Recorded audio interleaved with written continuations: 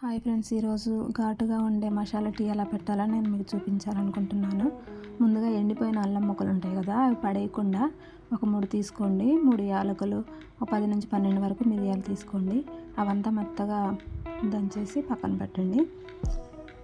పక్కన పెట్టి stove on చేసుకొని దాని మీద గిన్నె పెట్టుకొని దాంట్లో ఒక 2 గ్లాసుల వరకు, నేను చూపిస్తున్నాను కదా ఇలా 2 గ్లాసుల వరకు వాటర్ పోయండి.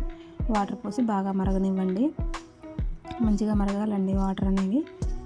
మరిగిన తర్వాత ఇందులోనే మనం దంచి పెట్టుకున్నాం కదా, ఆ స్పైసెస్ మొత్తం అందులో వేసేయండి.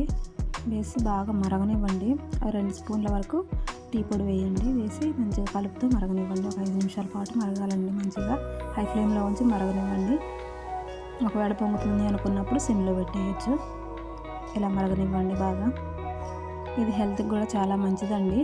మిరియాలు, అల్లం తాగడం వల్ల జలుబు అలాంటివి ఇలా ఏమున్నా కానీ తగ్గిపోతాయి. ఇలా మరగనివ్వండి.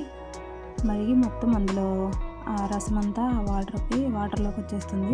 అప్పుడు 2 గ్లాసుల వరకు పాలు పోయండి. అందులోనే ఇలా 2 గ్లాసుల వరకు పాలు పోయండి. నేను నీళ్ళు ఏ గ్లాస్తోనో అయితే తీసుకున్నానో ఆ గ్లాస్తోనే 2 గ్లాసుల వరకు పాలు పోసానండి.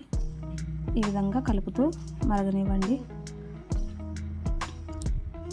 చూసారా ఏ విధంగా మరుగాయో? పైన మేగడలాగా పైన వస్తుందండి.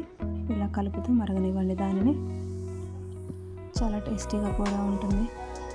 ఒకసారి ట్రై చేసి నాకు కామెంట్ బాక్స్లో కామెంట్ చేయండి. లైక్ చేయండి, షేర్ చేయండి, సబ్స్క్రైబ్ చేయండి. ఇలా కలుపుతూ మరగనివ్వండి. మరిగిన తర్వాత ఒక గ్లాస్ వరకు చక్కెరని, నేనైతే గ్లాస్ వరకు చక్కెర యాడ్ చేశాను. మీరైతే స్పూన్తో వేసుకోవాలనుకుంటే ఒక 4 స్పూన్స్ వరకు వేయచ్చు. ఏం కాదు, ఎక్స్ట్రా ఒక 5 అన్న వేసుకోవచ్చు. ఇలా కలుపుతూ ఒకసారి మరగనివ్వండి. మంచిగా మరగాలండి, అప్పుడే టేస్ట్ వస్తుంది. ఇలా కలుపుతూ మరగనివ్వండి. ఒక 10 మినిట్స్ వరకు మరగనివ్వండి.